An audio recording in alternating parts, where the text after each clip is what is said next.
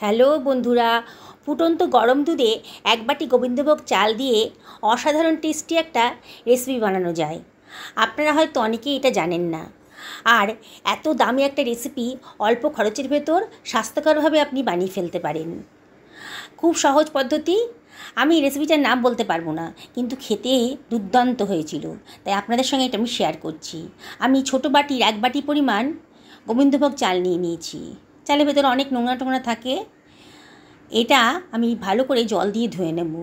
2 থেকে 3 বার ভালো করে এটাকে জল চেঞ্জ করে করে ধুয়ে নিচ্ছি।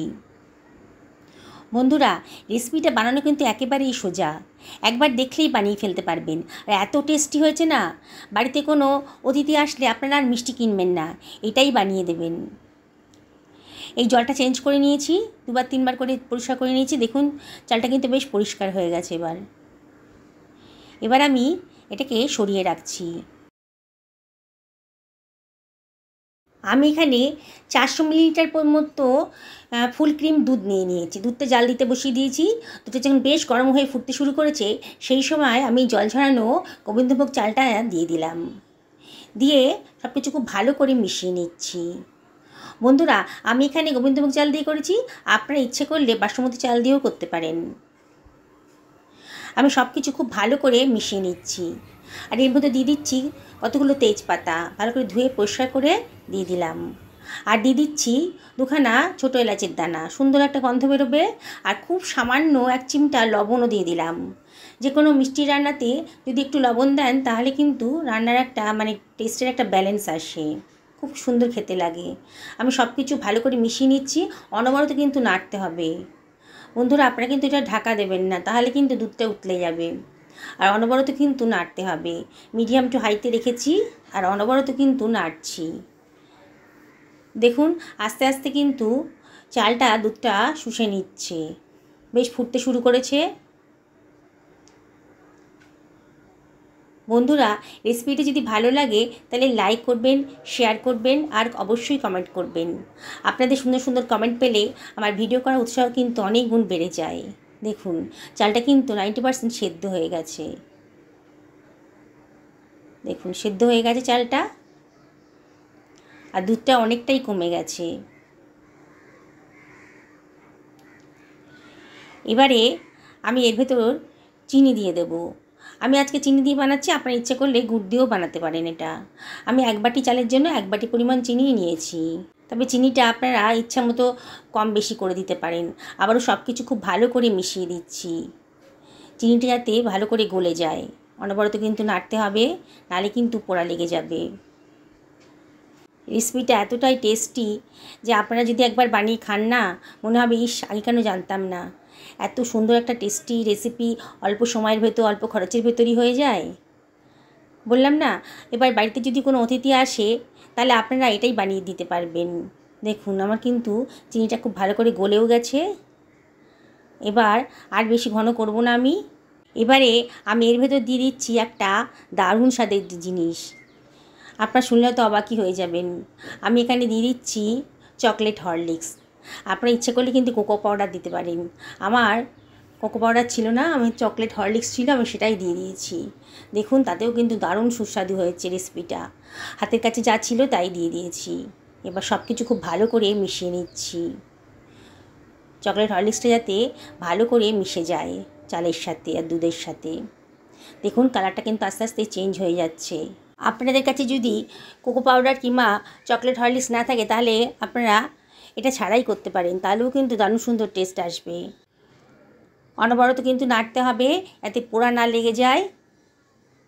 দেখুন আমি আর খুব বেশি রান্না করব না এটাকে, খুব বেশি আর ঘনত্বটা কমাবো না।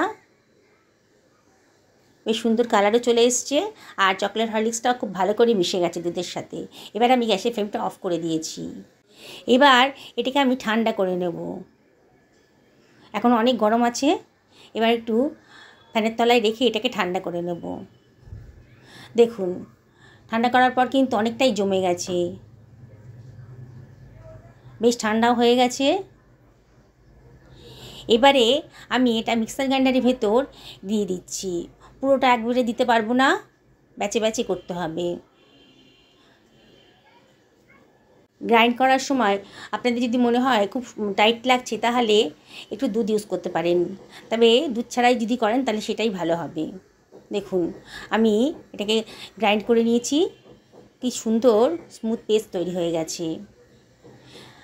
এবার এটাকে আমি একটা বাটির মধ্যে ঢেলে রাখলাম।